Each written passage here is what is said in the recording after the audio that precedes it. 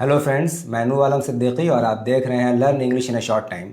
आज हम डिस्कस करेंगे कुछ इंपॉर्टेंट फ्रेजेस के बारे में।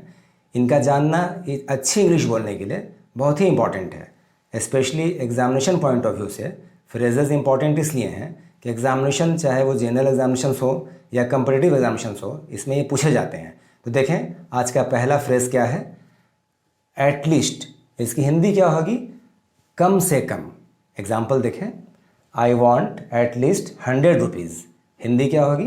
मुझे कम से कम 100 रुपये चाहिए। एट लीस्ट 100 रुपीज़ मीन्स कम से कम 100 रुपये। नेक्स्ट एग्जाम्पल देखते हैं, you should know at least the basic rules of English grammar. Hindi क्या होगी? आपको अंग्रेजी व्याकरण के कम से कम बुनियादी नियमों को जानना चाहिए। थोड़ा स्कैन कर लेते हैं सेंटेंस को, देखें। यू शुड नो, आपको जानना चाहिए। एट लीस्ट, कम से कम। The basic rules of English grammar, अंग्रेजी ग्रामर के बेसिक रूल्स को। नेक्स्ट एग्जाम्पल देखते हैं, there are at least 50 students here. Hindi क्या होगी? यहाँ कम से कम 50 छात्र हैं। नेक्स्ट देखें, एट मोस्ट, ज़्यादा से ज़्यादा। इस सारे फ्रेजेस को आप ज़रूर याद कर लेंगे ताकि स्पोकन और रिटन इंग्लिश में आप इसे यूज़ करें। देखें, एट मोस्ट का example, I can give you at most 100 rupees. Hindi क्या होगी?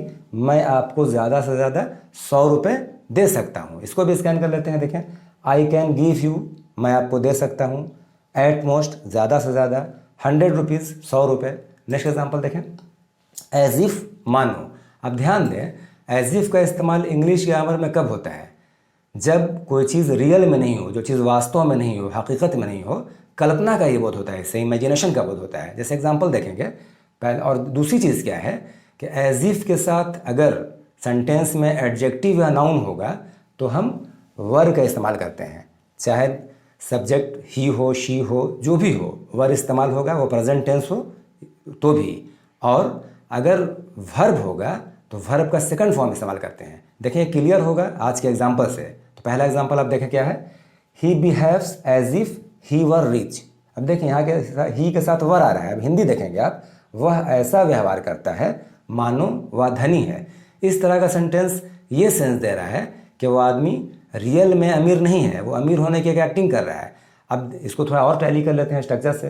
देखें, एज इफ के साथ सब्जेक्ट ही है और ही के साथ भी वर आ रहा है, चूँकि रिच एडजेक्टिव है और ये प्रेजेंट टेंस है। देखें, ही बिहेव्स, वह व्यवहार करता है, एज इफ मानो ही वर रिच, वह धनी है। नेक्स्ट एग्जाम्पल देखें, they treat him as if he were uneducated. देखिए यहाँ भी एज इफ के साथ सब्जेक्ट ही है लेकिन वर का इस्तेमाल किया गया है। हिंदी देख लें, वे लोग उसके साथ ऐसा व्यवहार करते हैं मानो वह अशिक्षित है। ये कहने का क्या सेंस हो रहा है कि वह आदमी अशिक्षित नहीं है, वह आदमी शिक्षित है, एजुकेटेड है, अनएजुकेटेड नहीं है। नेक्स्ट एग्जाम्पल देखते हैं, he talks as if he knew everything. Hindi क्या होगी? वह ऐसी बात करता है मानो वह सब कुछ जानता है। अब ये कहने से क्या लग रहा है, इस तरह का सेंटेंस आप कब इस्तेमाल करते हैं? जैसे किसी को कोई जानकारी नहीं हो लेकिन वो एक्टिंग ऐसी कर रहा है जैसे वो सब कुछ जानता है। अब थोड़ा यहाँ भी देख लें स्ट्रक्चर को। देखें, एज इफ के बाद सब्जेक्ट ही है, वर्ब नो का ये V2 यूज़ हुआ है। अभी भी मैंने बताया कि एज इफ के साथ वर्ब हमेशा V2 होता है, जबकि ये सेंटेंस प्रेजेंट इंडेफिनिट का है। थोड़ा स्कैन कर लेते हैं, ही टॉक्स, वह बात करता है, एज इफ मानो ही न्यू एवरीथिंग, वो सब कुछ जानता है। नेक्स्ट एग्जाम्पल देखें, you speak as if you were my senior. Hindi क्या होगी?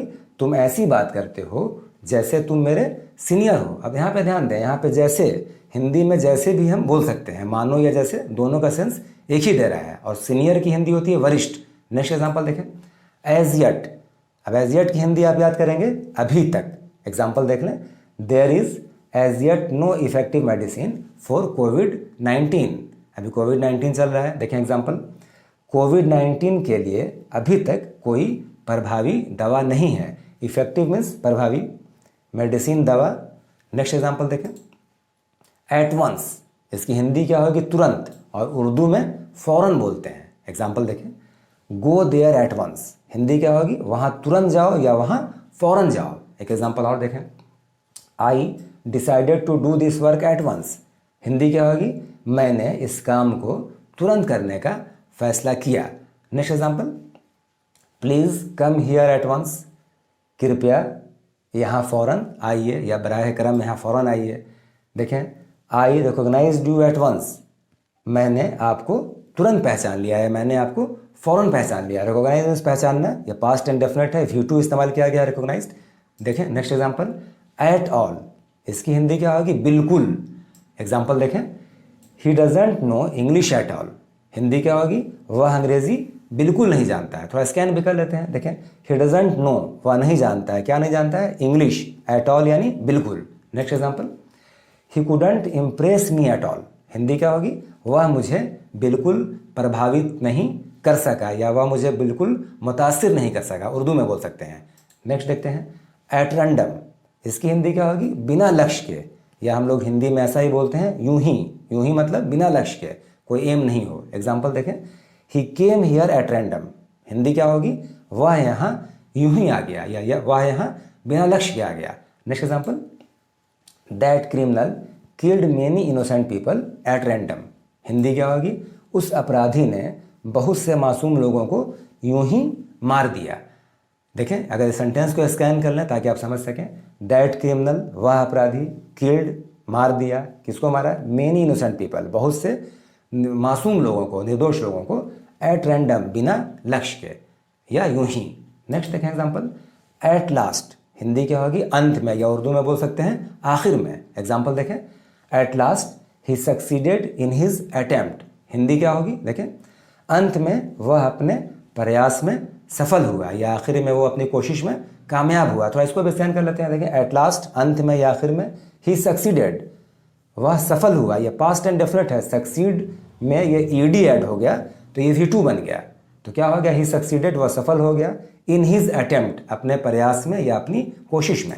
Next example, at last his dream came true, Hindi क्या होगी? आखिरकार, या अंत में या आखिर में उसका सपना सच हो गया। अब यहाँ पे ध्यान दें, एट लास्ट आखिरकार, हिज ड्रीम, उसका सपना या उसका ख्वाब, केम ट्रू, सच साबित हुआ। देखें, कम ट्रू मिस होता है सच साबित होना, ये V2 इस्तेमाल किया गया केम, जो कि ये पास्ट एंड डेफिनेट का है। नेक्स्ट एग्जांपल देखते हैं, एट प्रेजेंट, हिंदी क्या होगी?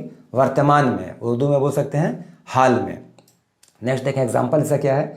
Eight present we are learning English online due to lockdown, इसको हिंदी थोड़ा स्कैन कर लेते हैं, क्या होगी? एट प्रेजेंट यानी वर्तमान में, वी आर लर्निंग, हम लोग सीख रहे हैं, इंग्लिश ऑनलाइन, अंग्रेजी को ऑनलाइन, ड्यू टू मतलब के कारण से या की वजह से, लॉकडाउन यानी लॉकडाउन की वजह से। अब इसकी पूरी हिंदी देखते हैं क्या होगी? वर्तमान में हम लोग कोविड-19 के कारण ऑनलाइन अंग्रेजी सीख रहे हैं। नेक्स्ट एग्जांपल देखते हैं, at present all schools and colleges are closed due to कोविड-19, हिंदी क्या होगी? वर्तमान में सभी स्कूल और कॉलेज कोविड-19 के कारण बंद हैं। इसको भी थोड़ा स्कैन कर लेते हैं। देखें, एट प्रेजेंट वर्तमान में या हाल में, ऑल स्कूल्स सारे स्कूल, एंड कॉलेजेस और कॉलेज, आर क्लोज्ड बंद हैं, ड्यू टू की वजह से या के कारण से, कोविड-19। नेक्स्ट देखें, एट एनी रेट, देखिए इसकी हिंदी क्या क्या होगी? किसी भी कीमत पर, या हर हाल में, या कैसे भी। एग्जाम्पल देखें, आई वुड लाइक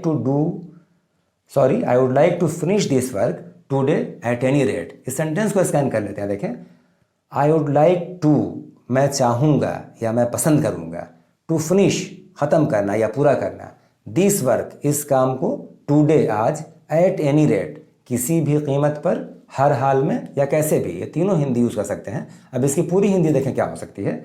मैं इस काम को आज हर हाल में पूरा करना चाहूँगा।